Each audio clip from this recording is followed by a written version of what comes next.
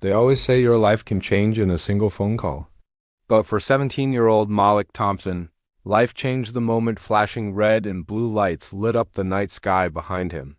Before you hear what happened next, make sure you hit that subscribe button because what you're about to witness is a story of power, pride, and a father's fight for justice that you won't believe could be true in America today. It started on a warm Friday evening. Malik was cruising home from basketball practice, windows down, music low, the air heavy with the smell of summer rain.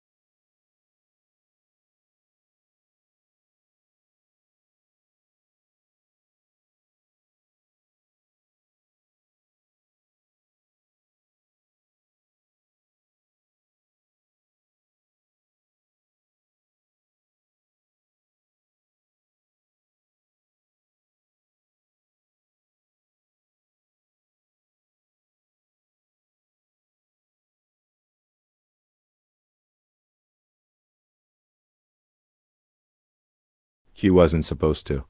Technically, he hadn't been charged. But one officer, uneasy about the dispatch mix-up, handed him his phone. Malik's fingers trembled as he scrolled to Dad. The call rang once, twice, then a deep, steady voice answered, "Malik? What's wrong?" "Dad," he whispered, "I'm at the 8th Street station. They think I—" He didn't finish. His father's tone changed from calm to razor-sharp. "Don't say another word. I'm on my way. Across town, Attorney General Henry Thompson was still in his office, papers stacked like towers around him, when that call came through.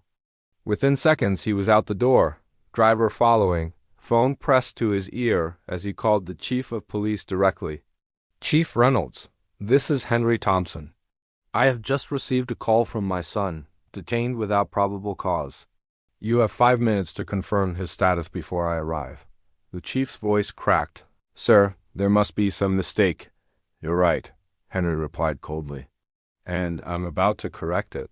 The sedan tore through downtown streets under escort, city lights blurring past. At the same time, social media erupted. The bystander's video hit 100,000 views in under an hour. Captioned, "Teen arrested for nothing. Look what happens next." Hashtags spread faster than the rain. Comment sections filled with outrage, disbelief, and theories. Inside the station, Malik sat alone, cuffs biting at his wrists. He tried not to cry, tried not to show fear, remembering his father's stories of courtroom composure. Yet when the door burst open and his father strode in, coat still damp, expression thunderous, the relief was so strong Malik nearly collapsed. Henry Thompson was calm only on the surface.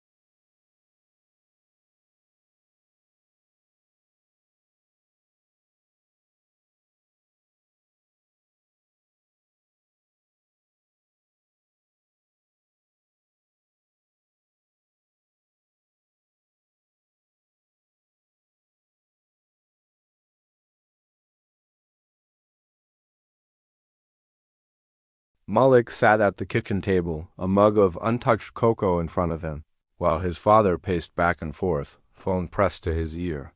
Every few minutes, Henry's voice hardened. Pull the body cam footage. No, not the edited feed, the raw data.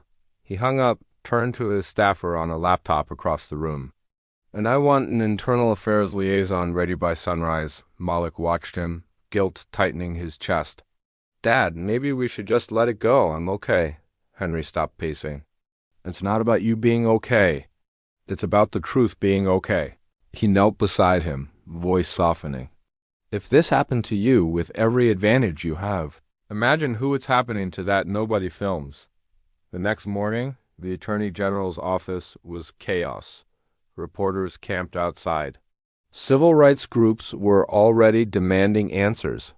Henry called a press conference. Cameras flashed as he stepped to the podium, calm but electric with resolve. Last night, my son was wrongfully detained. I'm not here as a father seeking revenge, but as a public servant demanding accountability. Every department must answer to the law it enforces.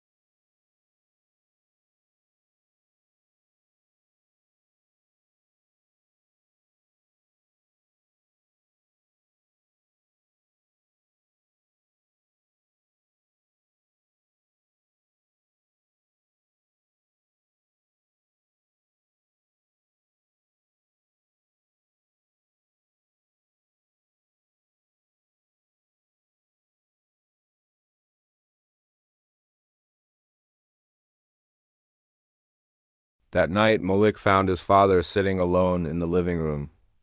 The briefcase on the table looked heavier than ever. "You're going after someone big, aren't you?" Henry smiled sadly. "Sometimes justice means arresting people you once called friends." Morning broke gray and heavy, like the city itself knew something huge was about to happen. Inside police headquarters, routine chatter died the moment Attorney General Henry Thompson stepped through the doors with Carla and two state investigators.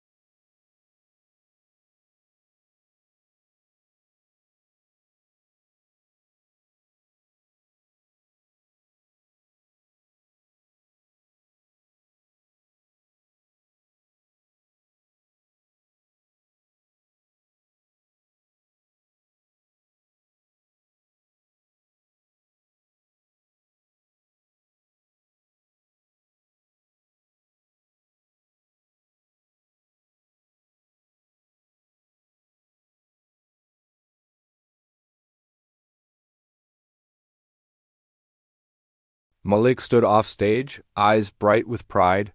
After months of turmoil, something inside him settled. He learned that justice wasn't the thunderclap of a verdict, it was the quiet persistence that followed. That evening, father and son walked through the city in peace for the first time since that night of flashing lights. People recognized them, some applauding, some simply nodding in respect. At a crosswalk, Malik looked up at his father. "So, what happens now?" Henry smiled faintly. "Now we rest. Until the next fight." He didn't know how soon that would come.